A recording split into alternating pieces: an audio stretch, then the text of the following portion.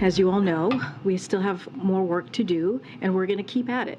But unlike Republicans in Congress who simply pull the political stunts and try to get in the way, we've got an actual plan to address these very challenging issues. And as you see, as I just laid out, our plan is indeed working. Well, some people might disagree with that. That KJP from the briefing room yesterday. Welcome back into Wake Up America. Joe Biden's border crisis continues to mount. The big question now is, will he actually address this issue during the State of the Union tonight? Yeah, I think a lot of people would disagree that it's working, but we want to bring it in now and set with us as former acting Secretary of Homeland Security and Executive Director for the America First Policy Institute, Chad Wolf. So great to have you here in studio with us, sir, this morning. Okay, so the Vice President, our border czar, says that, her focus is the root causes. She's now asking and saying that we need more money to go to these countries that have the highest border crossing. How is that going to stop what we're seeing here?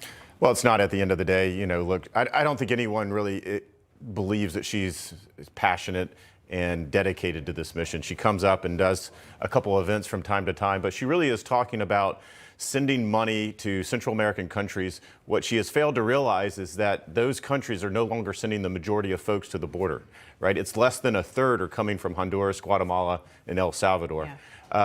It's the rest of the world knows that border is open. So she is focusing on a very small portion of what's going on. And again, this play is a 20 to 30 year play trying to build up their institutions down there. Yeah. It's why don't you control and why don't you do what you control, what the U.S. controls, which is actually border security, and take some measures that work at the end of the day. And she's not doing that. This administration's not doing that. And they could be doing a lot more. Yeah, and that plan, by the way, hasn't shown any tangible progress over the last 2 years, sending money to the Northern Triangle countries and trying to stamp out illegal migration where it begins, in these countries. A couple numbers for you. 1.5 million gotaways under Joe Biden that we know about. 4.5 million illegal crossings under Joe Biden. Pat Fallon, Andy Biggs, both members of Congress, Arizona and Texas, calling for the impeachment of Alejandro Mayorkas.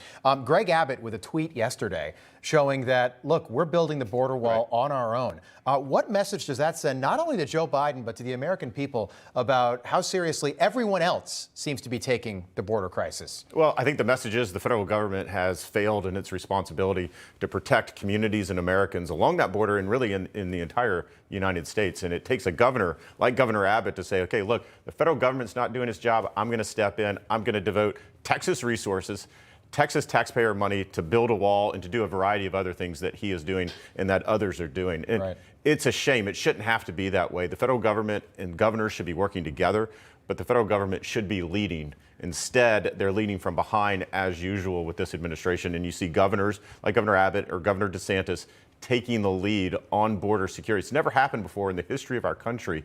It shouldn't be happening now, but unfortunately it is. And thank God that they are actually stepping up and doing something. Yeah, State of the Union tonight. Do you expect the president to address the border and the fentanyl crisis, or do you think he'll just point the blame and blame Republicans? Well, he could address it, but he is likely going to say this is Congress's fault.